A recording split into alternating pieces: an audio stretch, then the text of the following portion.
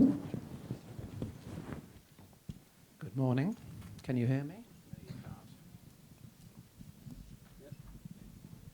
How's that?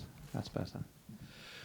Good morning, ladies and gentlemen. My name is David Gritton. I write for the Daily Telegraph. I'm delighted to be here here at the O2 to moderate today's press conference, the press conference that kicks off the first ever Sundance London Film and Music Festival. With me today, the gentleman one along from me, you will recognize, of course, Mr. Robert Redford, Academy-winning actor, director, producer, a passionate advocate of the arts, and, of course, the prime mover of the Sundance Institute some 30-some years ago, which, of course, has supported countless artists in film and theatre. Right at the end there is Mr. John Cooper, who's the director of the Sundance Film Festival.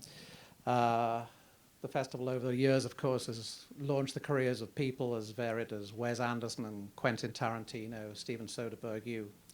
You probably know the rest.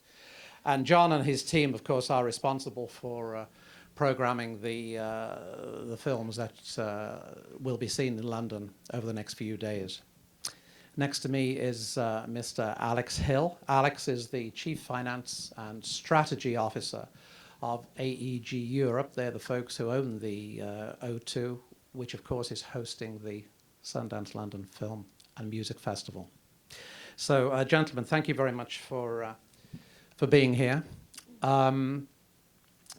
Basically, this is how it's going to work. I'm going to ask a few questions first off. I will try at some point and look for questions from the audience. There are mics going down 2 aisles. Please raise your hand and I'll try and direct you, even though the lights are kind of blinding in here, but still, we'll do our best. The first question, I suppose the obvious one, is for Robert Redford. Well, quite simply, why are you here? Why have you decided to come to London with Sundance, given that it's a hugely successful film festival in its own right in Park City, Utah? Why here? Why now? 2 things came together. Is this working? 2 things came together. One was the fact that we were invited by the gentleman to my left at AEG. We were invited to come to O2. Secondly, it coincided with a desire of ours to move into international, although we wanted to be careful about that. The festival had grown to such a degree that we wanted to move internationally. The lab programs at Sundance, which we don't have to get into now, but the lab programs at Sundance had gone international in many, many countries. And so the question was, can we take the full bloom of what the labs are about to another country?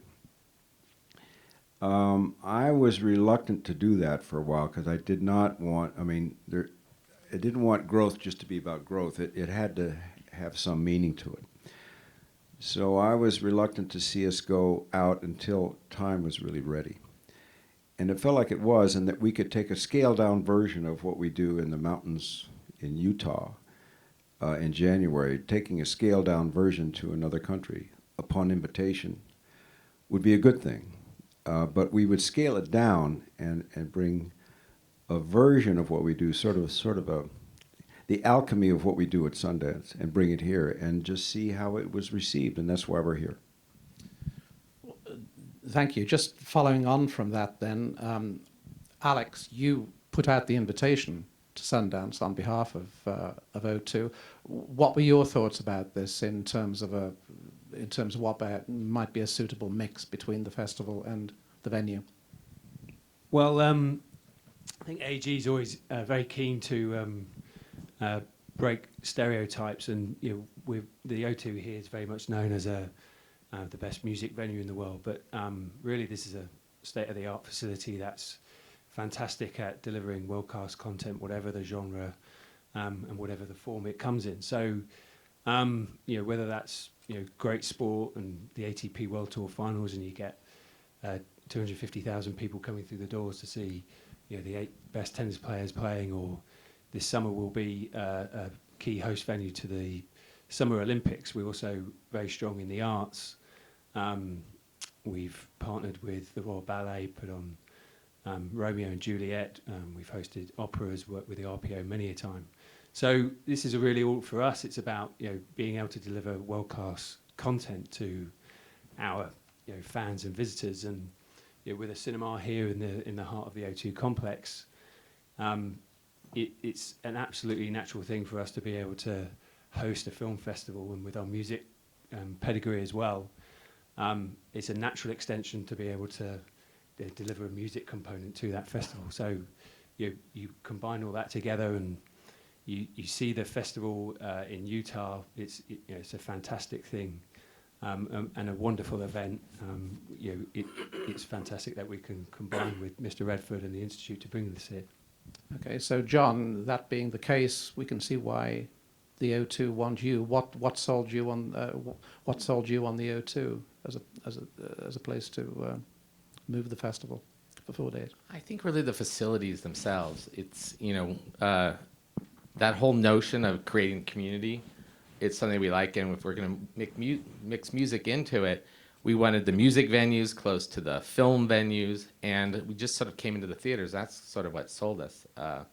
The quality of projection, the quality of the cinemas here, and that's first and foremost for our filmmakers. Of course, that's how you start. You start with great facilities and great films, and the rest, the community part, sort of takes on itself. But I just love that I don't have to drive between venues, and once you get inside, you can walk between things, and that's kind of what it was. Just form a place where we can create dialogue as well. A big part of what Sundance is creating dialogue, not just between ourselves, but also with the audiences. That's what we're looking forward to here. Okay. This theater, my God. I mean, this theater, we should be so lucky to have a theater like Yeah, this. really. It's really incredible. These theaters? It's a lot bigger than anything in Park City, isn't it? Yeah.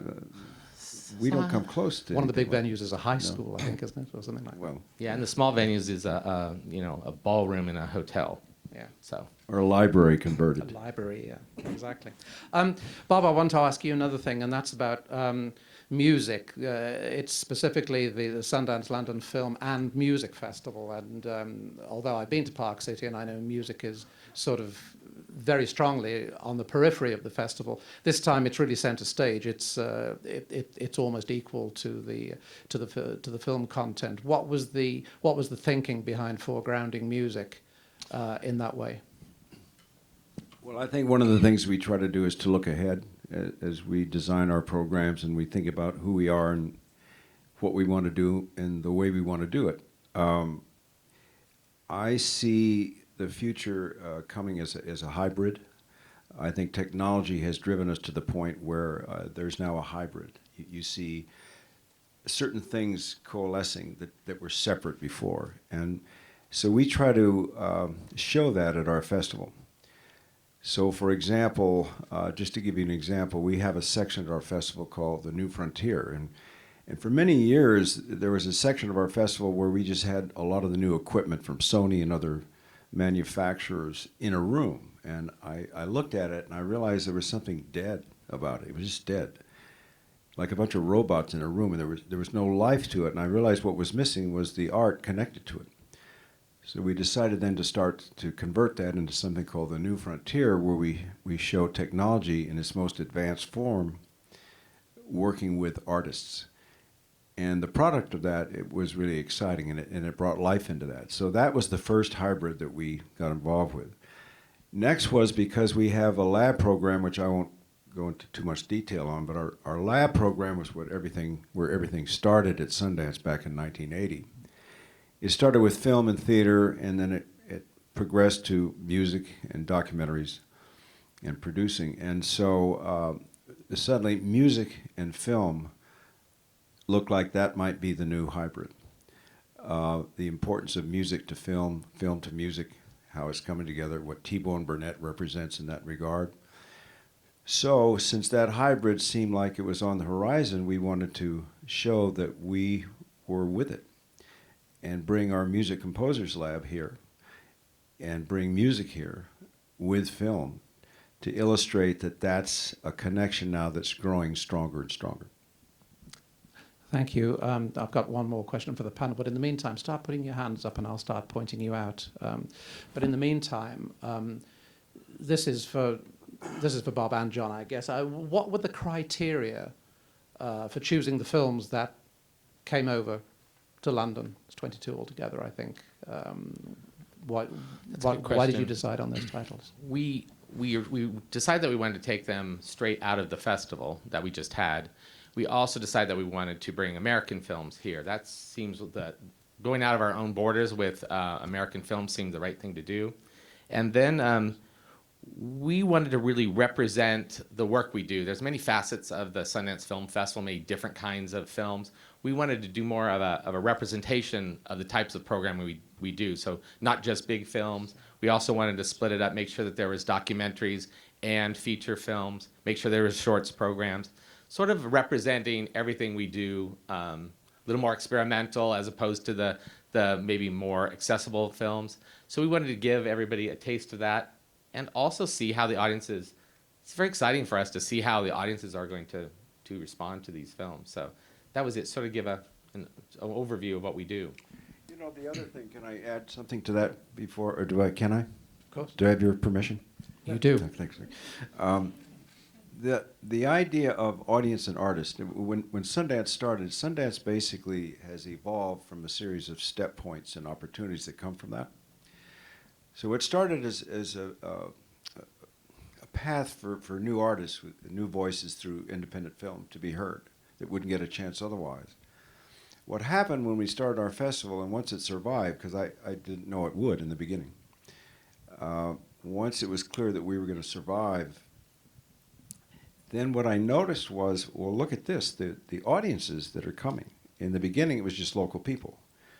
And then it grew to other states. And then finally, when we could establish, when globalization occurred in the 90s, and borders dissolved around the world, we were able to bring films from other countries. So suddenly there was a whole cultural exchange that was made possible. While that was going on, what I noticed was the audiences that were coming. They were so diverse along with the films, and they were multiplying. And I realized that actually there was a two-way opportunity, one for the artists, one for the audience. So that's when we decided that we would try to put as much energy into growing audiences for these films. And that's why London is a great advantage for us, because it's a continuation of growing audience. Now we'll see how it goes, but growing audiences for the artists. Okay, I'm going to take questions now. The first one is up there, the second one's there, the third one is back there. Questions rather than statements, if you would, that would be appreciated. Okay, gentleman up there. Hi, hello. Is that working? Yep. Hi. This is just following on from the first question, really. I was just thinking, because independent American cinema is hardly an obscure presence in this country, given that Britain has such a problem promoting untested talent within Britain, if you're bringing an ethos of Sundance which promotes homegrown talent, had you thought much about more promoting British filmmakers? I suppose that's more to the guy from AG, so I forgot your name, but I'd also like to get Robert's thoughts on that. Who is that for? Alex, why did you take that one? Well, I think what we're trying to do here is be able to create a new festival, and working with the guys from Sundance is the best way to be able to do that, and to introduce the best of independent cinema from the States is a great start. Let's see how this one goes. We're really keen to see what the feedback is from everyone who comes here to see the movies, to see the music, and I'm pretty sure John and the guys are going to consider what kind of works and what works well, and who knows, maybe that's something for the future. And we have a long history of course, promoting British film at Sundance from, every year. It's like, I always kind of make a joke about it. There's American film, and then there's British film, and there's everything else. And Britain's been very, very good to us. You want to name some of them, like Smoky Well, Mountains and yeah, all the way back, like, we've had opening nights of, we played Wuthering Heights this year, and Education, In the Loop, all the way back to Four Weddings and a Funeral, which was an opening night film at Sundance many years ago. So there's many, of course I'm blanking on them. Lock, Stock, and Two Smoking Barrels, just, I know a lot of people. Okay, fair enough. Thank you very much. Down here, if any of you want to give your name and affiliation, that might be quite nice. So. Okay, there's a question for Robert. It's Kim Francis from the Radio Times. You said that you want to build a picture of your country internationally that's broadly reflective of the diversity of voices not always seen in your country's exports. Is this you damning Hollywood and the big budget blockbuster? what was the last part of your question? I'm sorry. Is it you damning Hollywood and the big budget blockbuster? Well, I think one of the things about my industry, because I guess you could say, I've been fortunate to work both sides of the aisle, so to speak. In other words, starting early on in my career, working in large Hollywood films, most of which were fun and great, but it didn't totally satisfy what need I had, which was something more, maybe a little bit more risky, therefore more low budget, more independent. And so finally, when we started Sundance, it was to just basically enlarge the category of film to include those people that might be shut out by the mainstream thinking, and that would increase the respect for film. So, at any rate, that's how it all began. And, sorry, are you sending me a signal? I'm sending the audience signals. Oh. They understand. What trust are me. you telling them so I know what's going on? I'm telling them to get the mic back there. Oh, okay. So, It's not a conspiracy. oh, thank you. I thought I should cut my answer short. I didn't. Not at all. He's having people removed. So anyway, the idea of independence and diversity. So that's what it gets down to. That my country is known for its diversity, and independence and diversity come together. So the idea would be, how can we program that? How can we program what makes my country, at least one of the things that makes it unique, and that is the diversity. And that diversity was not so available in the mainstream film industry, because it is scaled down, it become more centralized over time and following the youth market. So therefore it got narrower and narrower, and it was going to be more prone to blockbusters, which is fine. I mean, that's entertainment, that's good. But not at the expense, I felt, of the more humanistic side of cinema, so that's where we are.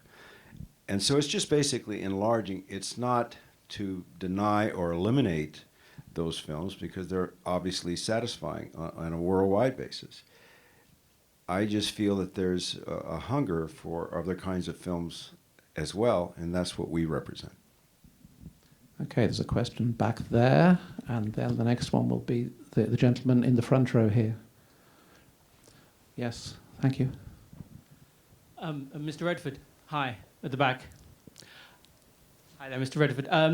In this country, the Prime Minister recently suggested the British film industry should focus on commercially viable movies. Wonder if you had any thoughts about how he might go about that? What? David Cameron recently said, almost in passing, that he thought the British film industry would do well to concentrate almost exclusively on commercially mainstream movies.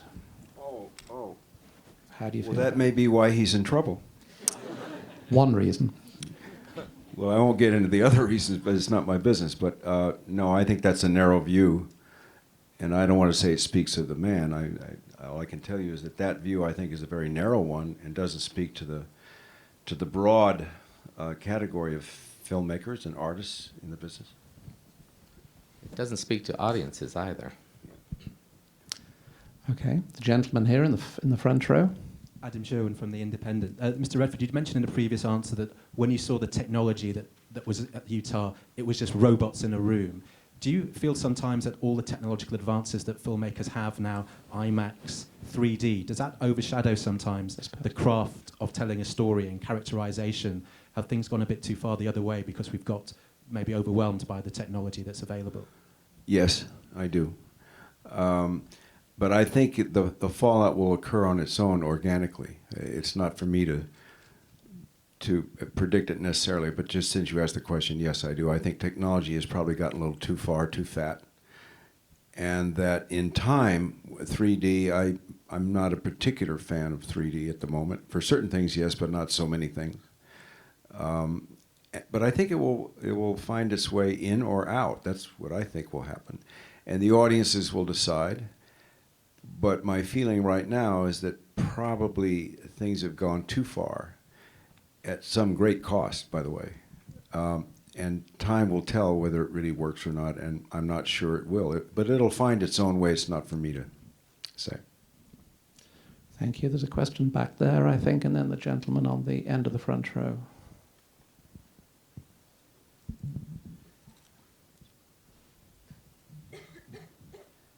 Hi, this is a question for Robert. I'm Michelle from Hello Magazine.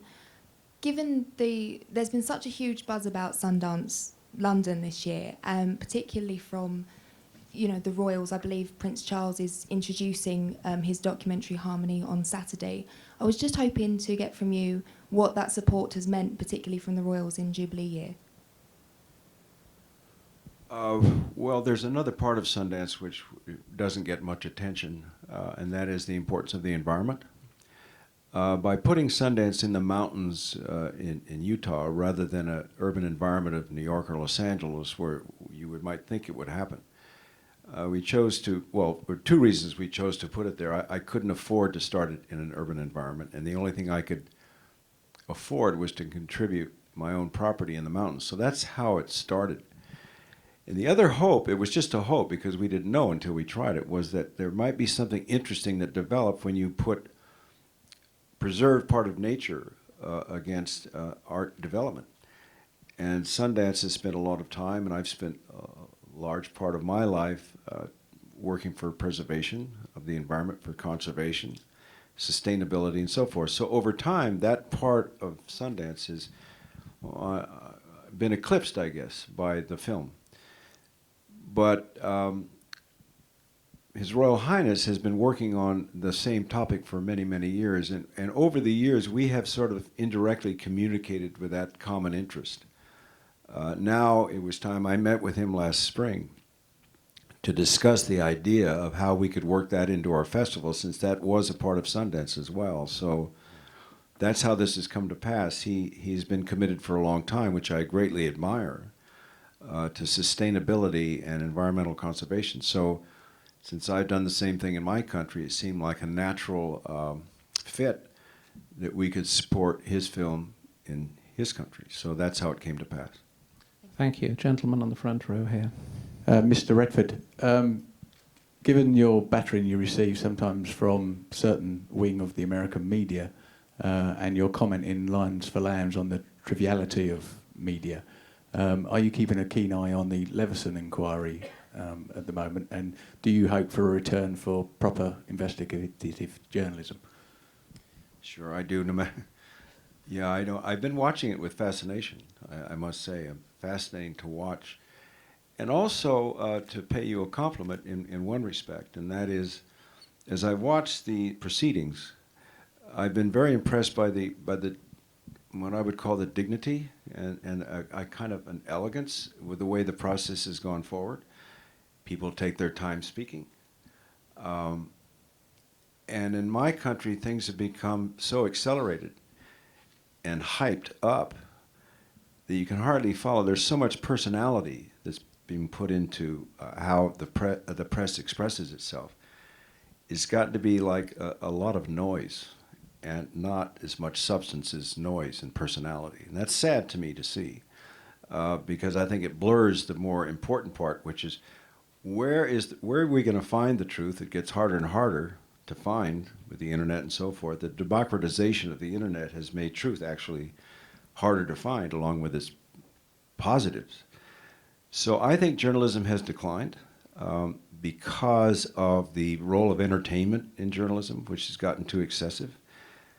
It was kind of nice for me to see here, I mean, that's my impression the first day, I'm only here a day, but to watch the proceedings done with a certain amount of dignity has been nice for me, because that's not going on in my country. Gentleman in the front row here.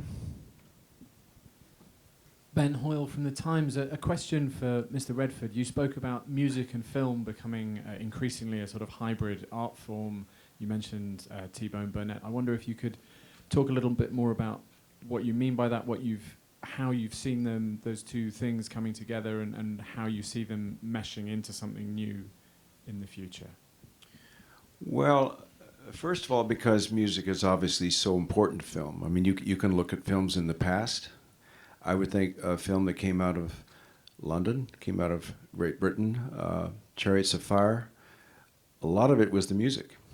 And so I remember the music played a huge role. A film that I was in, Butch Cassidy, the music played a huge role. I didn't see it at the time because I thought it was stupid. You know, you had, suddenly there was a scene where the guy was singing "Raindrops Are Falling in My Head" and it wasn't even raining. And I thought, Jesus, what? Well, how wrong was I? But, you know, music has played a great role in film, and some of the films that I've been involved with, music has played a great role. So that's what T-Bone and I are going to be discussing. So important is it that we started, one of our labs was music composition, which is run by a man named Peter Gollop. He brings new artists together with experienced artists, experienced musicians and composers, with new novice ones to come together to develop that. And then those composers can work with our novice filmmakers to come together in that hybrid that I was talking about. So obviously music is very important to us, otherwise we wouldn't have a lab program for it. Thank you. There's a lady in the aisle over there. This gentleman here in the front row, whoever gets to him first. Yes, thank you. Farah Nayeri from Bloomberg News. Question for Mr. Redford. I wondered if we could get a sense from you of what you would ideally like to take away. I'm here on the other side. He's up there. I'm here. I just wondered what you would ideally like to take away from this event. In other words, what would be for you a very satisfactory outcome? Is it a platform for independent American movies to be seen? Is it trying to open a beachhead in London and have a bigger festival? I mean, what is it that you really want to get out of this? Well, I think actually the answer is in your questions. I think that we would hope, obviously, to be received well. We would hope that what we do in America, what we do at Sundance, has some appeal here in London. That's a hope. We won't know until the thing's over and we see how it goes. I have no idea how it's going to go. So there's only hope that they respond to our more diverse, independent kinds of films. And I guess the other part of the hope would be that it would inspire support of that same type of creativity here in London, to continue it or to help grow it. And then finally, of course, the main objective that we started with, which was to create opportunities for new artists, new voices to be heard, would be to extend that opportunity to audiences in other parts of the world. So this is the first step, if it works. Thank you. Vincent? Hi, for Robert and John, really. Vincent Dowd, BBC World Service Radio. Park City was a real vibe. It's a really attractive small town. It's a great place. It has its own atmosphere. You can't possibly have that in what used to be a former industrial site in southeast London. That's not going to happen. So what kind of vibe are you hoping to create here? And if it works, would you consider coming back next year or the year after? Consider that the vibe for me is really in the theaters, and it's in the theaters with the filmmakers, with the audience. And I think we can get that going. Then it doesn't matter what it looks like out here. We don't really even worry about what Park City looks like. It's the feeling of audience and our filmmakers. And I don't know, maybe it goes without saying, but all of our filmmakers are here with us for this. So we wanted a place where it could be that community and where audiences could talk directly. We hope to make this very open. So it's more the vibe is from us instead of from the place for me. Yeah, the other thing is that what a lot of people don't know, even in my country, is that Park City is not Sundance. Sundance is a place 40 miles away, higher up, deeper into the mountains in a more intimate setting. The reason we're in Park City was that as the festival idea grew, we were going to need an infrastructure that Sundance, the actual place, doesn't have. That's the place where our lab programs are. But to me, that's the real Sundance. So we sort of rent, you might say, Park City because of its infrastructure. But if you were to compare the two, there's a great contrast to what Park City represents year-round and what we represent. So we just take it for 10 days. But one should not confuse, when one goes to Park City, that that's really what Sundance is. That's much more, it's got a lot of retail, it's got a lot of commercial stuff and so forth, which is great for the people who come. But in terms of what our main objective is, which is the work of independent filmmakers, it really happens at Sundance. Okay, there's a gentleman up there with the mic. Hi, Julian O'Kynes for Law Magazine. It's a question for Robert. With such fervent media attention on the financial success of the entries, is Sundance in danger of maybe losing its soul a little bit? I'm sorry. Over here. Where are you? Up here. Can you repeat the question, Julian? With such media attention on the financial success of the entries, is the festival in danger of maybe losing its soul a little bit? Well, that's something that's an interesting question. The question of losing your soul has always been. Oh, he's pointing. The question of losing our soul is always on my mind. You know, that is losing ourself, particularly when success comes. Success has a dangerous side to it, something that I've been aware of my whole life, and something that you don't embrace so much as shadow box with, and so. The idea of our growing and our becoming more successful, I always pay attention to not losing who we are and the way we do things. We started from a real grassroots way. We started with no support. We started with one theater, and we had without the support we start from scratch. Over time, I realized there was some value to that because it coincided nicely with the artists who came, who were starting from scratch. So we were representing that segment of our society, and when growth comes and success comes, then that could threaten that, because you get taken with the money, you could get taken with the success and start reaching for the money. And in that reach, you could lose yourself. So it's something we try to watch very, very carefully, that we pay attention to who we are, who we were, and who we try to stay being. And still at the same time welcome success, but use it wisely rather than poorly.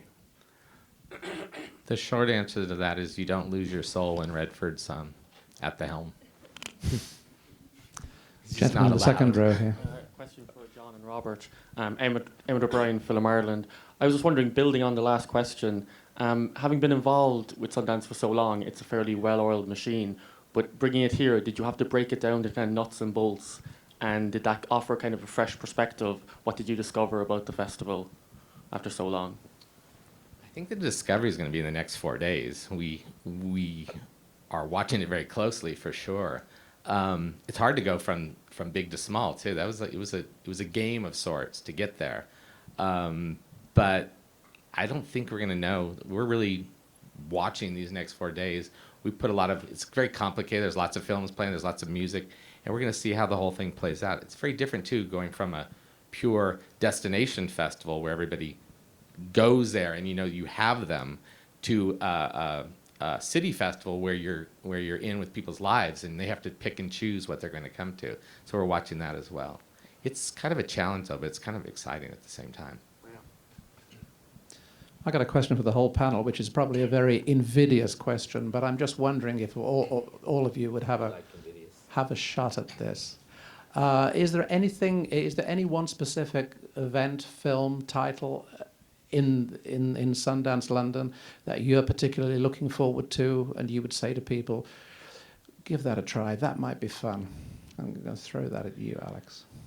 Well, I think both the film and the music content is very diverse, and there's something for everyone. But for me, on the film side, I love great cinematography, so I'm really keen to watch Chasing Ice. I think that's going to be a fantastic film. Yeah. And then on the music side, I'm not just saying it because he's here, but I think tonight the Redford T-Bone event is going to be fantastic. You know,